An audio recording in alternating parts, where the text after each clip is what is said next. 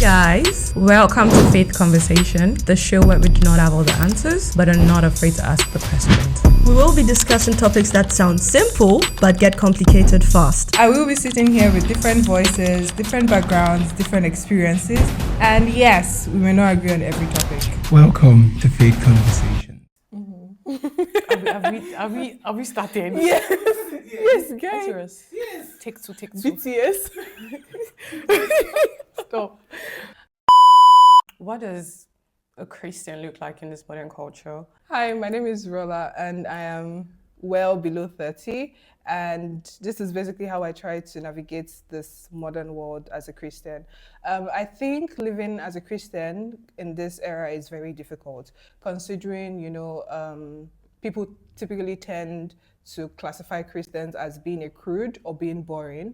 And even in recent times when I've told people that I don't like clubbing or I don't drink, they typically ask me like, okay, so what do you do for fun?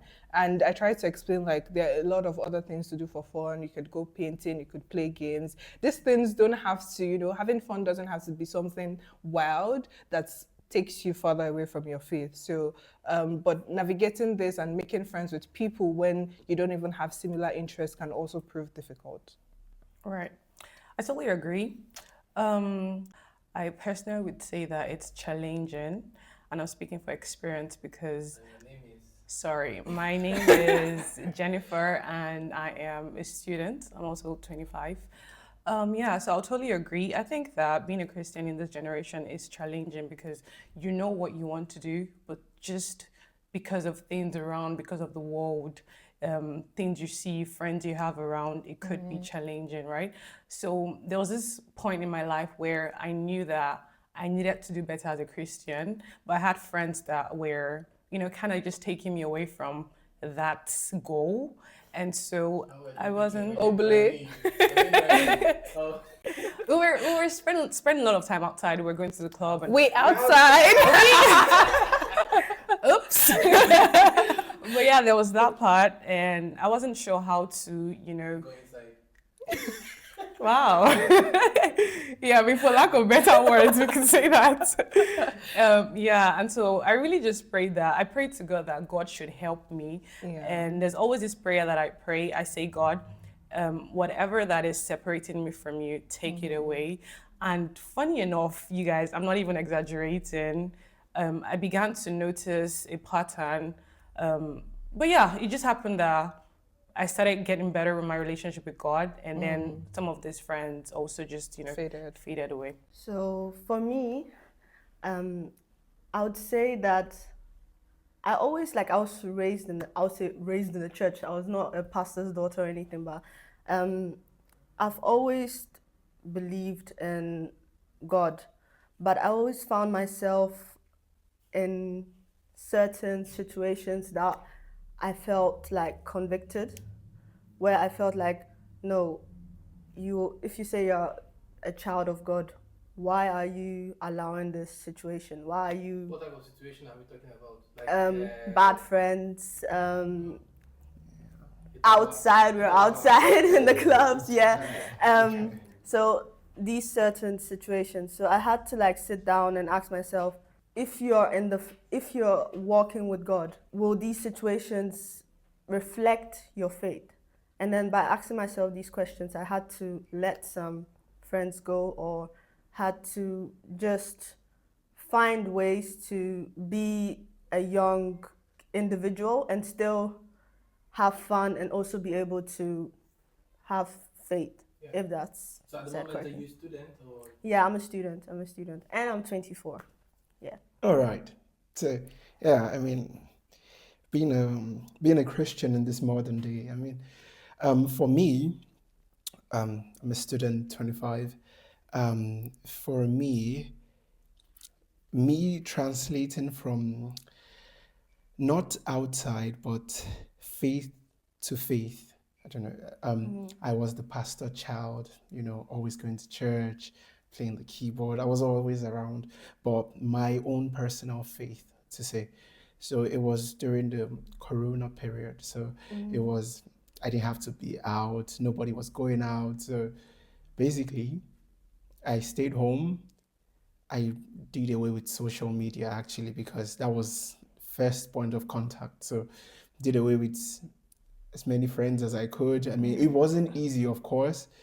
Sometimes I just had to shut my phone down for like 3 days in a row. I would not touch it and all that. But so during this period, I was exercising, I was fellowshipping with God, reading my Bible, praying, being around family, asking my dad questions. So that was what helped me in this transition period. But now navigating it where I am currently, I made sure I found friends that have the same belief, not just I'm a Christian, but they're a true walk with God. Yeah, reading their Bible. Oh, what does this mean? How were you able to do this when you faced this? Oh, so I mean, the Bible says, "He that walks with the wise will definitely be wiser, but the congregation of fools will definitely be destroyed." So, cut off. I think that was what helped me as well. I think for a lot of people, it's like a struggle to find like Christian friends, because I struggle with that as well, or to just separate yourself from situations. So, and also the fear of FOMO, meaning the fear of missing out. So we tend to be in situations that don't per se benefit us or like support our I think faith. While you're on that thought, where do you feel the most tension between your faith and modern life? I would say just finding space to also enjoy your 20s and not be boring in a sense and miss out. So you're Like concerts, yeah, it's like concerts, like certain stuff like secular songs. circular music, whatever the case may be. Because I've noticed in my work that I had to cut a lot of stuff. I used to love listening to secular music Like and yeah, rap music, etc. But like Which one? now, but now it's like Of course. when I try to listen to secular music, I am always focusing on the lyrics, and if the lyrics are revealing, Exactly. it's like It becomes a what are problem, they right? saying? Like Exactly. yeah, There are some secular songs where the lyrics are not bad. they're not bad per se, but they focus on different genres. So let's say this music is focusing on intimacy or like love. Maybe they wouldn't use like profane language like as rap songs or different songs, but they still are sending a message. Or objectifying Yes. the opposite sex. Yes, so it's for me it's like I can't listen to certain music anymore because it's like I'm coming into agreement with whatever they're singing or whatever they're talking about. So I had to cut a lot of artists and yeah. But I started focusing on like music, secular music like last year, and it's been easy to just replace it with other artists. Yeah.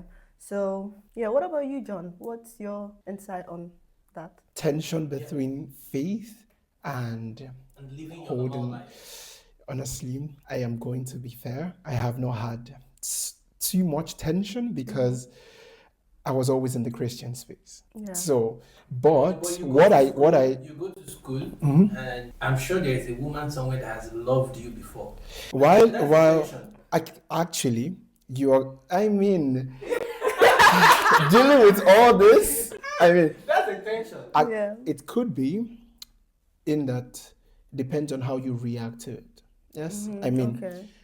so many situations will come up. I mean, I was in the choir. I mean, tall. I mean, they would always Tall. come.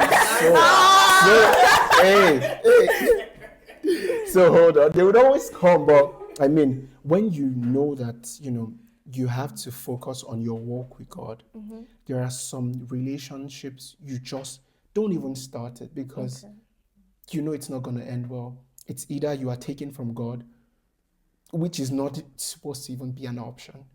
But where I find most tension is holding my faith when the supposed God I'm preaching has not manifested these graces that I am looking up to him for.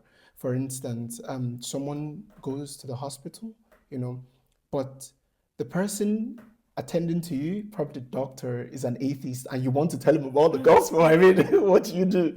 So that point of, God can do this, but yeah, we are still waiting for it for you. Exactly. God can give you money and all this. Yes, he can, but at the moment, exactly. So that's where I find the tension. How do I tell my friends Jesus can do this thing without, but your life has to show it at the same time. Yeah. If you enjoyed this episode, please follow, subscribe, and maybe comment to help us reach more people. Thank you.